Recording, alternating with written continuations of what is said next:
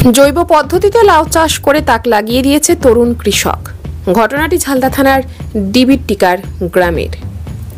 ওই গ্রামের তরুণ কৃষক অসিত কুইরি তার নিজ 24 ডেসিমেল জমিতে জৈব সার ব্যবহার করে উন্নত মানের লাউ ফলিয়ে তাক লাগিয়ে দিয়েছে।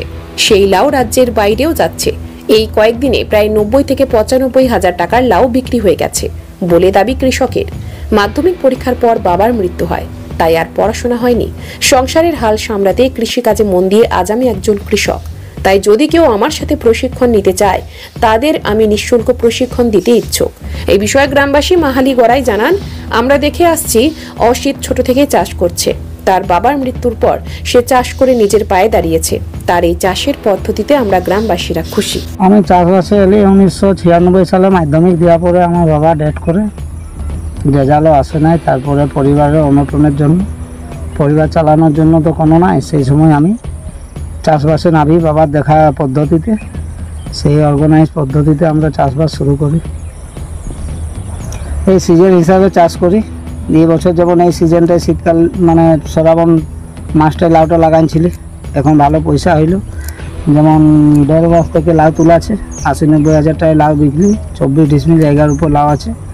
যদি কারো যে বেকার যুবতী আছো, বেকার যুবতী যুবরা, তারা যদি চাষবাসে নামতে চাও, নামতে পারেও। চাষবাসটা ভালো জিনিস বটে, কোনো অসুবিধার জিনিস নয়। নিজে খাটো, নিজে দেখো, নিজেভাবে নিজের রকম করো।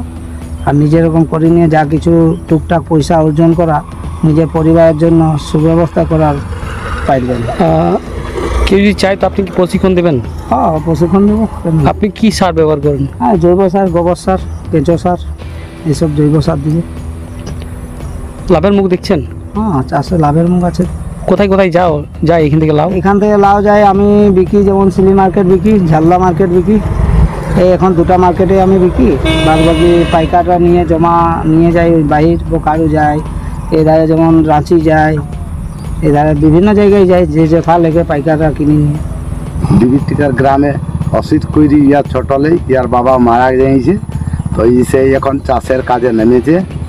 ছোটলেই চাষ করতো উয়ার বাবার সাথেই, তো সেই লাউ লাগাইছে। তার লাউ এখন বিভিন্ন জায়গায় চলে যাচ্ছে।